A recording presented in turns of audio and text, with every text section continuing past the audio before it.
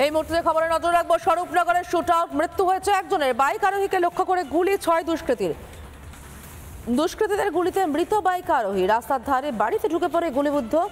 স্থানীয়রা হাসপাতালে নিয়ে গেলে মৃত ঘোষণা করা হয়। গুলিবিদ্ধের গায়ের জ্যাকেট খুলে নিয়ে পালায় দুষ্কৃতীরা।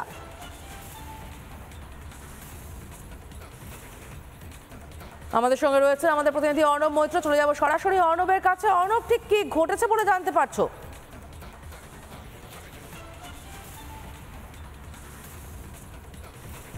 দেখো সমর্পিতা, তোমাকে আমি দেখা, ঠিক আমি যে জায়গাতে রয়েছি এটা হচ্ছে স্বরূপনগরের দত্তপাড়া এলাকায়। ক্যামেরা পার্সনকে বলবো অরিন্দমকে, এই যে রাস্তা যে রয়েছে এই রাস্তা কিন্তু একদম পুরো সোজা চলে যাচ্ছে, একদম পুরো সীমান্তবর্তী এলাকা।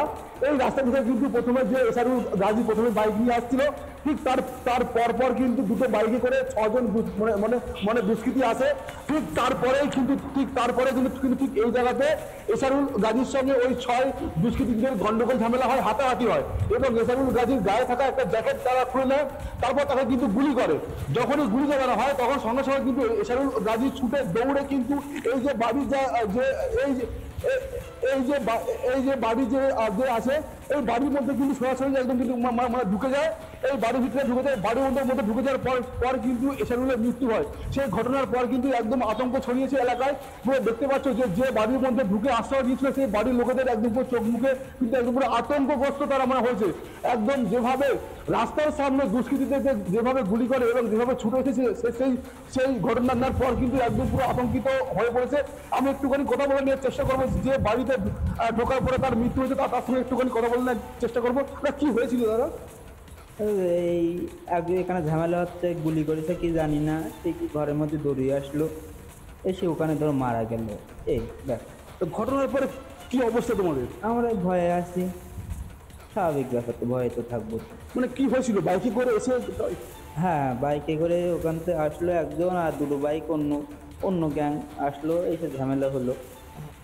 এবার এরা কি কাজ করে কি না। আচ্ছা, একটুখানি দেখো না দাদা, মানে ঠিক কি হয়েছিল একটুখানি দাদা, একটুখানি দাদা।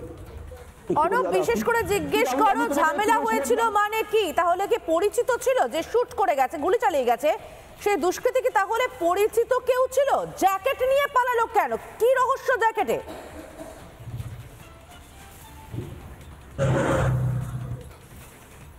একদম আমি তোমাকে আগে দেখাই, এই পুরো সীমান্তবর্তী কিন্তু এলাকা, আর এইদিকে কিন্তু একদম পুরো সরমরকম এলাকা।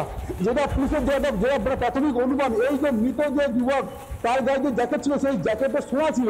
এই একজন পাচারকারী বাংলাদেশ থেকে সোনা পাচার করে আনছিল। সেই পাচারকারী সোনা যখন নিয়ে পালানোর যখন চেষ্টা মানে করছিল, তখন কিন্তু পেছন থেকে অন্য দুষ্কৃতীরা মানে সোনা হাতানোর জন্য তাকে প্রথমে ঠিক এই জায়গাতে তার সঙ্গে ঝামেলা হয়। তার গায়ে থেকে জ্যাকেটটা খুলে নেয়। পুলিশের যেটা অনুমান, সেই জ্যাকেটের পকেটের মধ্যে কিন্তু সোনা ছিল। তারপরে কিন্তু ঝামেলা মানে হওয়ার পরে কিন্তু এখানে ঝামেলাটা হয়। আরো ভালো করে তোমার শুনবো না কি হচ্ছে, কোথায় এখানে ওই ঝামেলা হচ্ছিল নিজেদের মধ্যে, ওদের মধ্যে হাতাহাতি হচ্ছিল। বাইক নিয়ে মানে বাইক নিয়ে এই দিক থেকে আসছিল, এই ভিতরের দিক থেকে স্বরূপনগর দিকে তারপরে মানে এখানে দাঁড়ালো, মানে আটকালো। এবার এখানে 2 কিল 4 ঘুষি মারপিট, নিজেদের মধ্যে ঠালাঠালি হলো। তারপরে বললো না আমি জ্যাকেট দিয়ে দিচ্ছি, আমার মারি। আর ওই গুলি করলো, জ্যাকেট মানে দেওয়ার পরে, হ্যাঁ জ্যাকেট দেওয়ার পরে তারপরে মারলো, গুলি মারলো। এটা আমি শিওর না, কিছু একটা তো হলো। তারপরে দৌড়িয়ে আমাদের বাড়িতে গিয়ে আতঙ্কে আছে তো? আতঙ্কে তো আছে, আমাদের এই ছেলেপিলি আছে। যারা গুলি মারলো, যারা যে গুলি খেলো, তাদের কি মানে চেনো তুমি? না, আমি কারো চেনো না? পুলিশ তো বলছে এটা পাচারকারী। হতে পারে, বড় এলাকার থেকে 2 নম্বর কাজ করে সবাই। হ্যাঁ, মানে এদিকে এদিকে না, ওই সীমান্ত বলতে কি হয় ওই পাচার, সোনা পাচার টাচার হয়, গরু পাচার টাচার হয়, এদিকে হয় না। আমাদের এইটা তো বড় এলাকা না, বড় এলাকার দিকে। হ্যাঁ, মানে এখান থেকে মানে যায়, এখান থেকে যায়নি। আচ্ছা, ওই ওখান থেকে যায়, ওটা ওই দিকের লোক ভালো জানে। আমাদের সীমান্ত এলাকা না, আমরা অনেক 20 কিলোমিটার ভেতরে ওখান থেকে। আচ্ছা।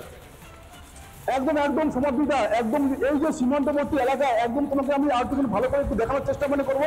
এই যে রাস্তাটা চলে গেছে একদম সোজা, কিন্তু একদম সোজা এখান থেকে মাত্র কয়েক কিলোমিটার গেলে কিন্তু বাংলাদেশের সীমান্ত, সেই সীমান্ত থেকে কিন্তু হামেশাই অবৈধভাবে কিন্তু জিনিসপত্র তারা আনে, তারা এনে এই রাস্তা থেকে সোজা সোজা খুব সহজে কিন্তু এনে পুরো স্বরূপনগর থেকে বসিরহাট থেকে কিন্তু কলকাতা যাওয়া যায়। যেটা কিছু দেখবেন, যেটা প্রাথমিক অনুমান, এই যে মৃত যে এসারুল গাজী তার জ্যাকেটের মধ্যে কিন্তু সোনা ছিল, সেই সোনাটাকে হাতানোর জন্য কিন্তু অন্য কথা তাকে কিন্তু তার উপরে হামলা করা হয় এবং মূল যে ঝামেলা হয় জ্যাকেট নিয়ে ঝামেলা, এটাই হচ্ছে সব থেকে একটা বড় প্রশ্ন। সেই জ্যাকেটের মধ্যে কি ছিল? পুলিশের যেটা প্রাথমিক অনুমান, এই যে জ্যাকেটের মধ্যে ছিল সোনা, বাংলাদেশ থেকে পাচার করে নিয়ে আসা সেই সোনা ছিল, সেই সোনাগুলোকে অন্য পথকারীরা হাতানোর জন্য কিন্তু এখানে ঝামেলা হয়। ঝামেলা হওয়ার পর থেকে তার গা থেকে জ্যাকেটটা খুলে নেয়।